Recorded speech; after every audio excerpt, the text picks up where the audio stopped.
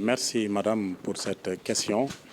Cette pertinence effectivement de cette thématique est justifiée par la nécessité de faire une évaluation en cours de chemin sur d'abord l'évolution de la SNR, mais aussi sur le devenir aussi de la SNR.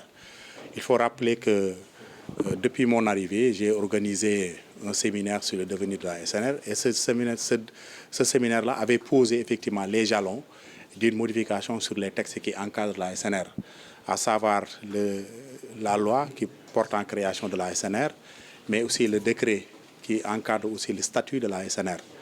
Concernant la loi de 91, nous avons estimé au cours de ces réflexions sur le devenir de la SNR qu'effectivement la SNR arrivait à un moment où il faut penser, il faut réfléchir sur la nécessité effectivement d'étendre ces prérogatives qui donnent à la SNR la compétence de recouvrer effectivement au-delà des créances publiques, ce qu'on appelle des créances commerciales. Vu la situation actuelle des finances de façon générale au Sénégal, on estime qu'effectivement il y a beaucoup de créances en souffrance et la SNR a un rôle à jouer grâce à son expertise de plus de 30 ans et avec aussi un personnel bien formé et expérimenté aussi. Je pense que la SNR peut jouer effectivement un rôle en aidant l'État et en aidant aussi tous les acteurs effectivement de l'écosystème financier effectivement à lutter contre effectivement les créances en souffrance. Oui, bon, les défis extérieurs, je l'ai quand même abordé, je pense qu'avec ma première réponse, pour vous dire effectivement, les défis extérieurs sont liés effectivement à la loi de 91. Et concernant cette loi, nous avons estimé qu'effectivement cette loi renferme beaucoup de prérogatives données à l'État, à la SNR du moins, et aussi des dérogations aussi sur le plan fiscal qui est donné à la SNR. Mais nous estimons, théoriquement, c'est une position qui est bien fondée, que la SNR recouvre indirectement ce qu'on appelle des deniers de l'État. Parce que les acteurs qui sont les acteurs publics qui sont des démembrements effectivement de l'État à travers le secteur bancaire parapublic sont confrontés souvent à des difficultés. Et à chaque fois qu'elles sont confrontées à ces difficultés, font appel à l'État.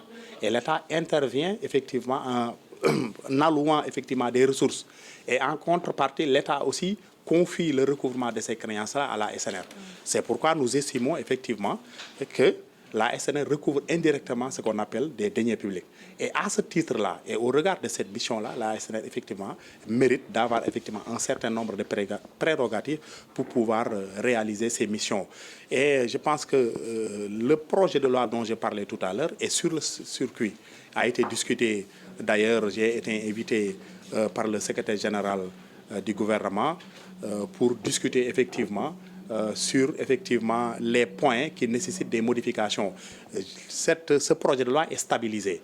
Maintenant, il reste son adoption et nous appelons les autorités effectivement à accompagner la SNR en effectivement nous aidant effectivement à adopter ce texte de loi qui va effectivement repositionner la SNR en lui donnant effectivement les prérogatives dont elle a besoin pour pouvoir accomplir de façon convenable ses missions dans cet effectivement nouvel écosystème financier. Oui, effectivement, c'est une question très... La SNR est héritier effectivement de plusieurs banques qui ont été dissoutes. Il s'agissait de 7 banques qui ont été dissoutes à la suite de la restructuration de 1991, cette restructuration qui date même avant 1991. Et l'État, pour effectivement satisfaire les conditionnalités qui ont été posées par les bailleurs de fonds, devait effectivement dissoudre ces banques qui étaient totalement déficitaires, dont BSK, BNDES, Assurbank, Sonabank, Sénésudit. Toutes ces structures-là étaient des structures bancaires mais qui étaient déficitaires. Et l'État, pour continuer à bénéficier de l'accompagnement des bailleurs de fonds, l'État devait effectivement dissoudre ces structures-là. Ces structures qui étaient déficitaires, leurs passifs ont été transférés à la SNR. Donc l'origine effectivement de ce lourd héritage-là provient, l'origine de ce lourd héritage provient effectivement du passif de ces structures bancaires. Donc, raison pour laquelle au début, ce lourd passif-là était estimé avec autour de 90 milliards.